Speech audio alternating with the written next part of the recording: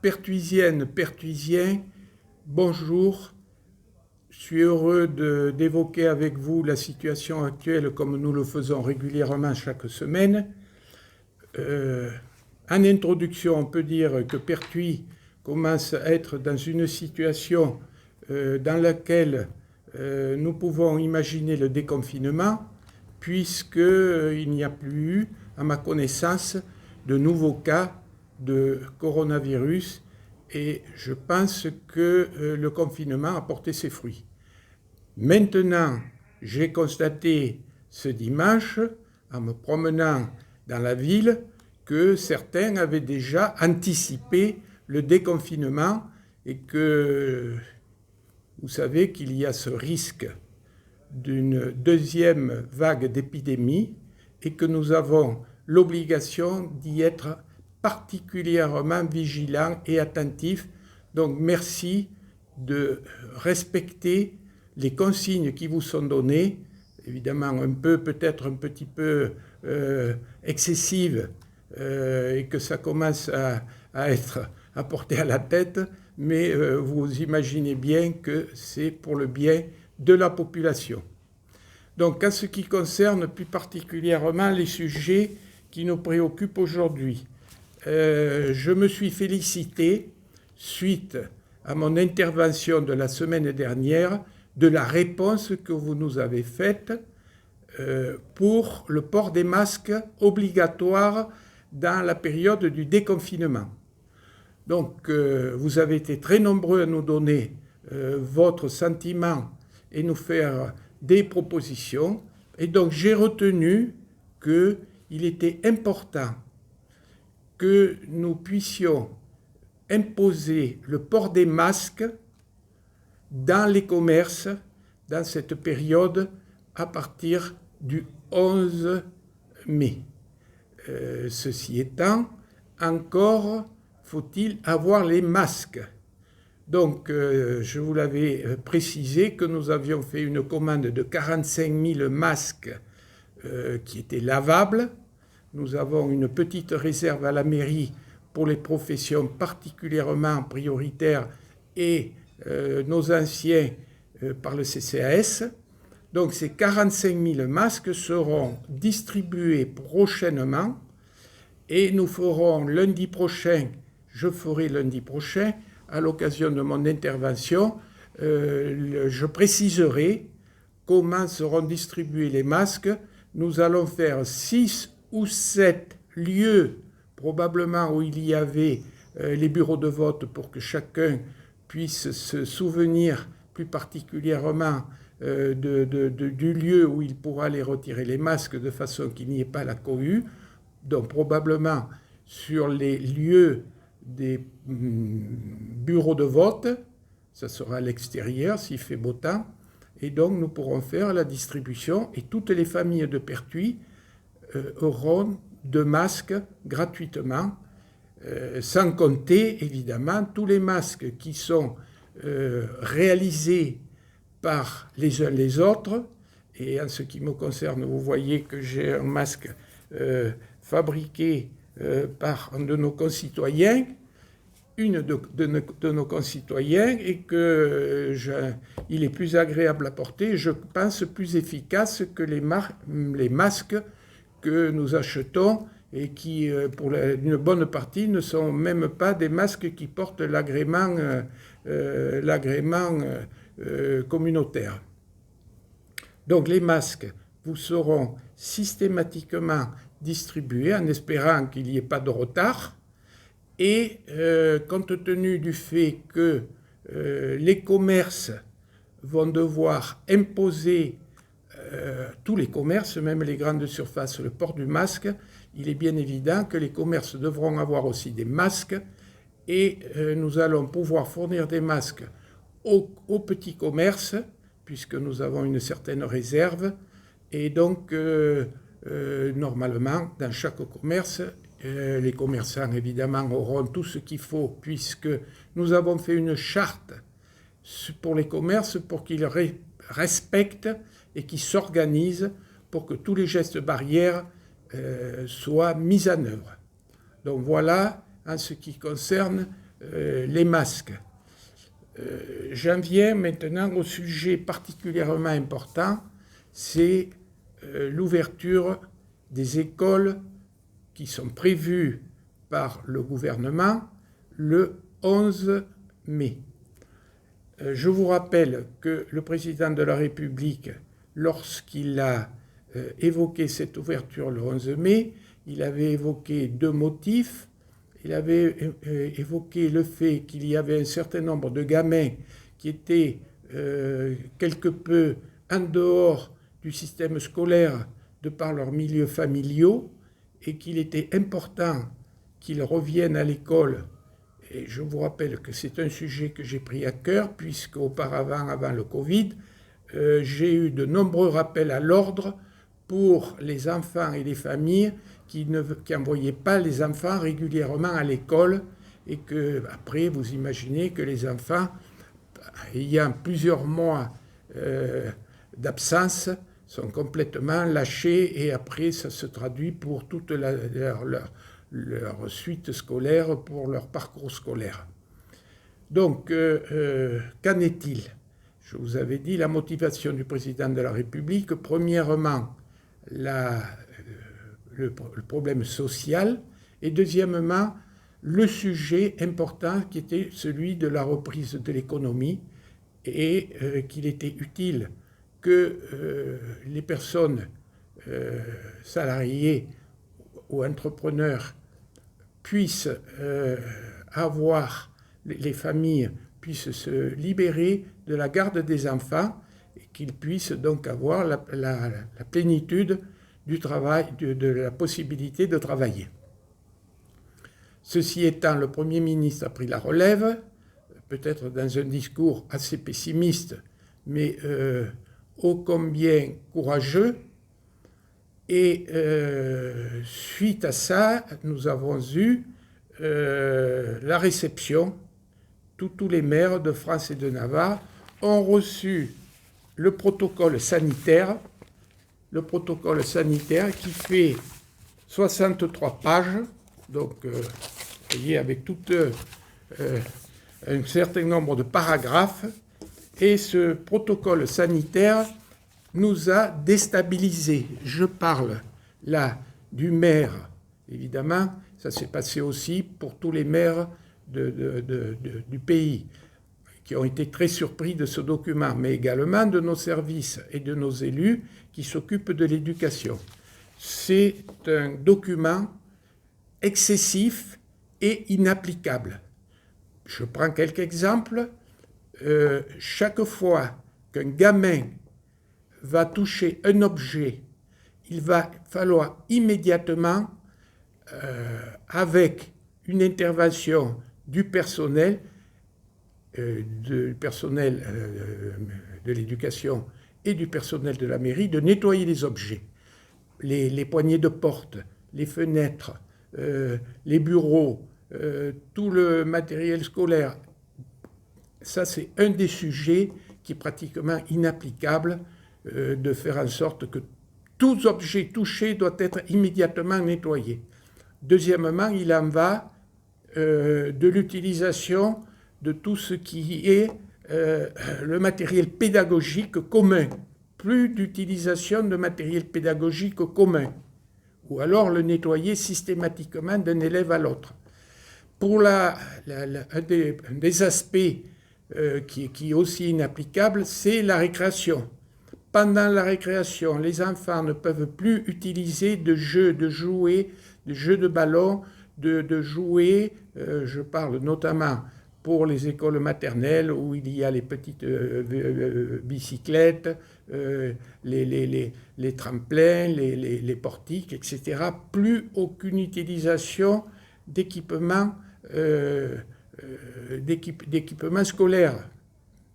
Et donc, tout ceci encadré qui plus est avec moins de 15 élèves par classe,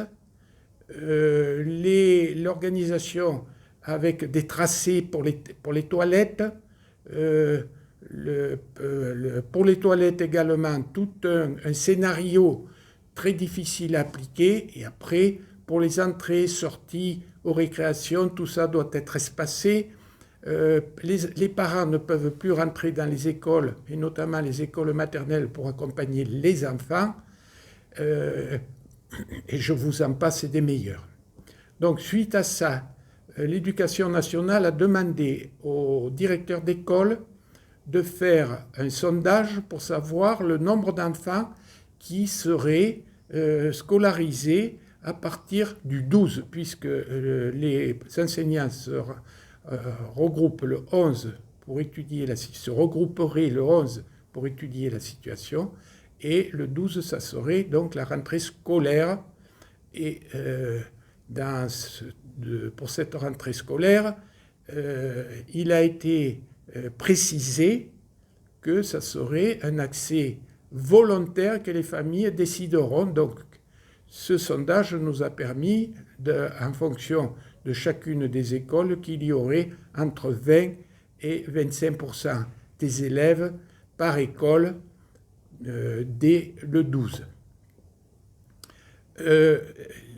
Il y a eu, suite à ce document inapplicable, qui est ce fameux protocole sanitaire, une levée de bouclier de très nombreux maires qui ont immédiatement, à la lecture de ce document, découvert que la collectivité n'avait pas les moyens en personnel, et même en faisant le travail consciencieusement, de remplir les cases de ce protocole et d'être respectueux et pointilleux comme ils nous l'ont demandé.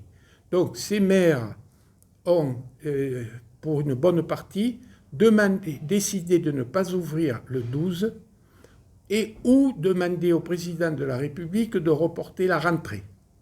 Il s'agit d'une bonne partie des maires de la région parisienne qui sont dans une région particulièrement touchée par le virus.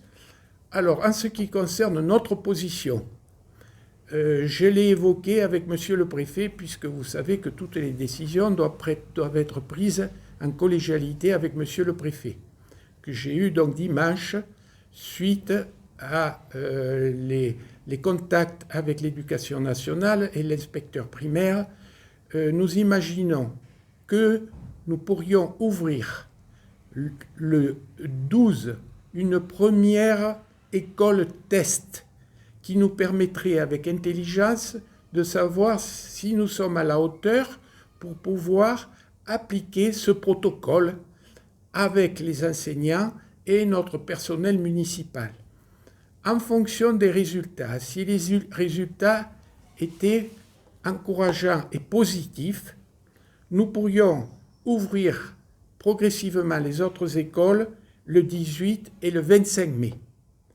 En ce qui concerne les écoles maternelles, pour les écoles maternelles, incontestablement, il ne peut y avoir que la section des grands qui peut se familiariser avec la totalité de ce dispositif. Donc, le 11, nous ouvrirons également une école maternelle, mais seulement avec la section des grands. Et progressivement, si ça se passe bien, nous ouvrirons les autres. Par contre, évidemment, pour les primaires et les maternelles, si ça se passe pas bien, c'est-à-dire que nous ne voyons que nous n'arrivons pas à maîtriser la situation, dans ce cas-là, eh bien, nous n'ouvririons pas les écoles et monsieur le préfet en est informé. En ce qui concerne la crèche, donc, paradoxalement, et je pense que nos gouvernants ont, et ça a été évoqué à maintes reprises, pensé que les enfants, les bébés étant moins susceptibles d'attraper le Covid-19, eh bien, les contraintes ne sont pas élevées et avec notre organisation qui va être évidemment également là, prendre en compte les consignes de confinement mais moins strictes, nous allons pouvoir faire fonctionner la crèche normalement. Donc, en conclusion, dans la semaine, probablement jeudi ou vendredi, je ferai avec notre directeur de l'éducation et Anne-Priscille Bazeler, notre adjointe à l'éducation, un exposé qui vous précisera en détail comment les choses vont se passer à partir du 12, de façon qu'il n'y ait pas d'ambiguïté. Voilà pour les écoles, qui est quand même un des sujets très importants de ce déconfinement. Ce matin, j'ai à nouveau réuni l'ensemble des intervenants en ce qui concerne l'économie. Et vous imaginez que ce sujet est gravissime. De nombreuses de nos entreprises, et plus particulièrement les petits commerçants, se trouvent en difficulté. Il y avait à cette réunion de ce matin le directeur de l'Agence de l'emploi qui nous a évoqué qu'à l'heure actuelle, il n'y avait pas d'aggravation du chômage puisque une très grande partie des salariés qui n'ont plus pas retrouvé leur emploi étaient en chômage partiel indemnisé, mais qu'ils s'inquiètent que quand ces mesures vont arriver à leur fin, à la fin du confinement, beaucoup d'entreprises qui seront en difficulté ne pourront pas assumer les fins de mois de leur personnel, et là, il va y avoir certainement une explosion du chômage dur. Donc voilà une des préoccupations importantes, et vous imaginez pourquoi le président de la République a un peu brusqué cette rentrée du 21, ce déconfinement, mais qui peut-être va nous compliquer encore plus la tâche.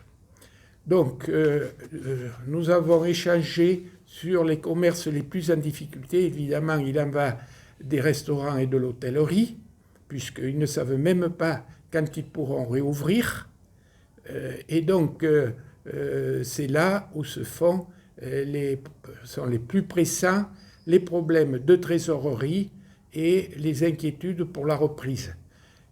On a revisité toutes les aides publiques et celles de la région et celles de la métropole, de façon qu'il n'y ait pas de personnes qui n'aient pas pu bénéficier des aides qui sont mises en place.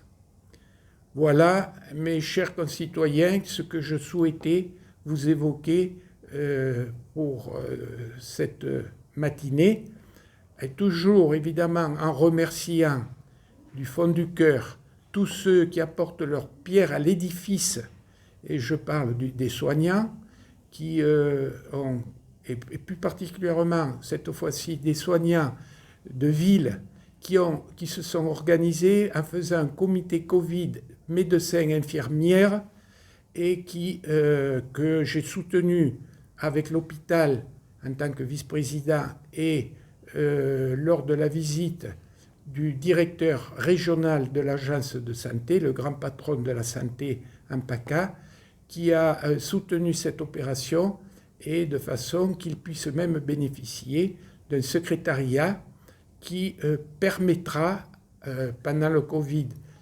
d'échanger avec les différents hôpitaux et se coordonner les uns les autres, mais également avoir une structure d'accueil et de permanence de soins après le Covid. Donc, remerciements aussi à tous ceux qui ont un boulot qui est imposé dans cette période. Il en va de tout le personnel qui s'occupe à la mairie d'un certain nombre d'activités, et nous allons les mettre à contribution pour la distribution des masques, et il en va aussi de toutes les professions qui ont été obligées, fonctionnaires métropolitains pour la collecte des ordures ménagères ou chauffeurs de bus, etc. Et normalement, progressivement, nos bus devraient réouvrir à partir du 11 pour la commune de Pertuis. Voilà, mes chers concitoyens, quelques précisions qu'il était utile.